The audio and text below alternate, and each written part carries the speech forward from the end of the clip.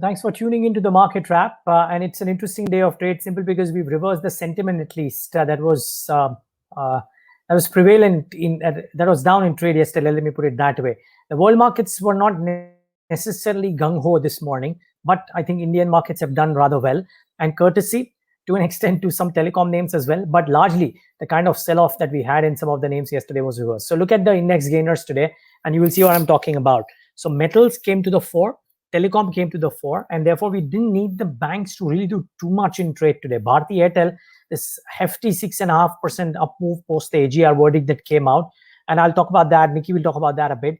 Metals had a good day in trade. JSW, Hindalco, Tata Steel at the broader end of the spectrum, SAIL and the others. So steel companies in particular, but metals in general had a fairly decent outing. And yeah, there were names like Bajaj Finance and SBI from the financial names which did well too.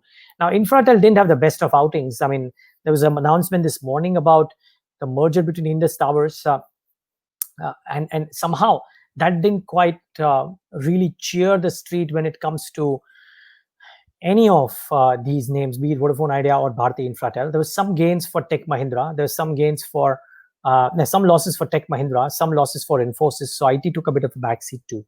The broader end of the spectrum, and you will see that the market breadth would be much better than what was the case in trade yesterday.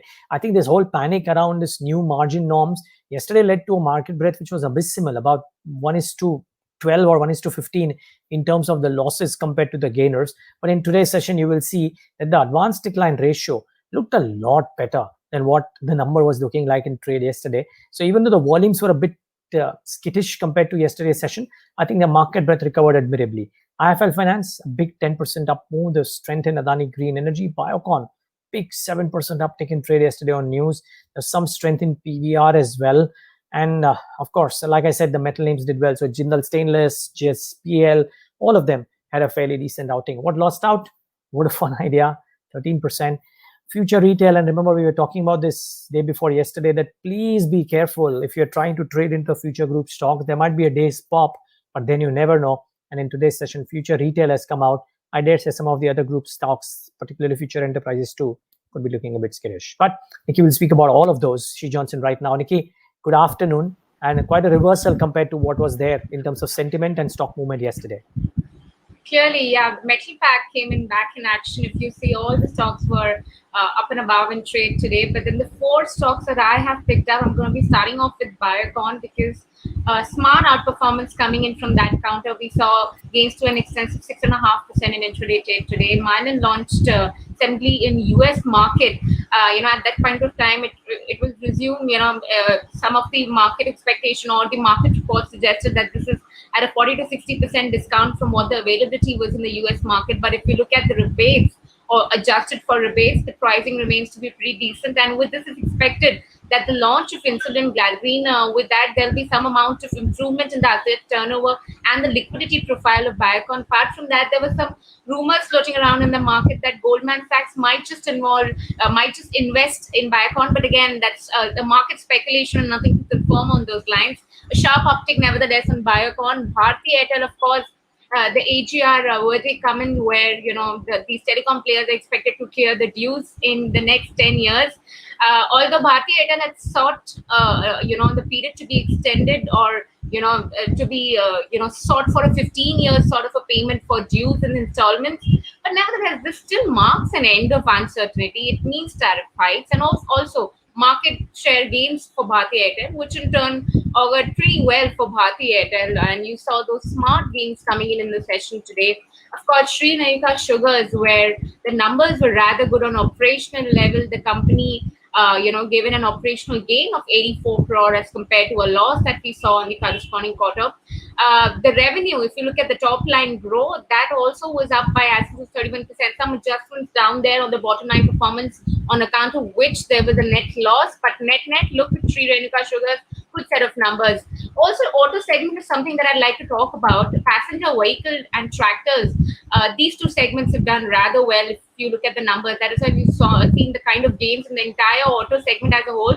M&M and Eicher, of course, they're the immediate beneficiaries to this. For Eicher, you saw domestic motorcycles coming down by 5%, which is way lower than expected. Motorcycle exposed to were down, but less grim than what the scenario was earlier painted.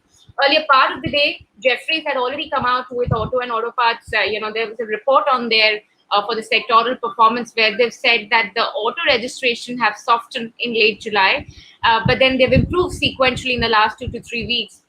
This suggested passenger vehicle and tractor registration have risen by 4 to 7 weeks. And of course, they've suggested that there's a pickup in August. The entire pickup is at this point of time quite encouraging. We have been seeing some amount of green shoots coming in for auto space for the last 2 months, and this recovery this time around, or the less grim figure than what we were anticipating, is a confirmation of sorts that there is recovery on for even for auto segment as a whole. Niraj. Yeah, thanks for that, Nickey. The other bit is watch out for the sugar names. If indeed this whole talk of MSP turns out to be true, and there might be more method to this madness as well. So it would be interesting. Nickey, just very quickly, anything specific that happened in metals for all of them to move up today? Just a aberration of sorts that I just said that yesterday in the session you saw the China-India standoff actually weighing down. Now you see, if you look at the anecdotal evidence available for the metal sector as a whole, we're seeing a recovery coming in on China, a recovery coming in European segment. LME is expected to do well. So, ferrous pack as a whole, and steel, as we know, that the trend has been picking up. The prices are moving up. You're seeing some amount of traction coming in, even on the export realization. Overall, the fundamentals remain strong for the metal pack. So I'm not surprised with the kind of bounce back. In fact, Niraj, I'd like to highlight that Coal India will be coming in with numbers today, and we're expecting a sharp decline coming in on the EBITDA numbers, a 60% decline out there. But what we'd like to watch out would be the e-auction realization. And the kind of receivables that the company registers in Q1.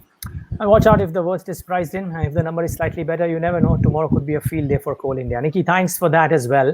And viewers, keep in mind that most of the brokers that we spoke to suggested that the margin and the pledge rules that have changed have probably been digested, and which is why I think the fear in the market was not evident today, and which is actually a good thing. The Dow futures were trading flat, but Europe is trading strong as we speak. So we might have good cues or decent cues at our hand when we start trade tomorrow. Maybe a stand corrected. FTSE is actually down 1.25%, but the others seem to be doing okay for themselves.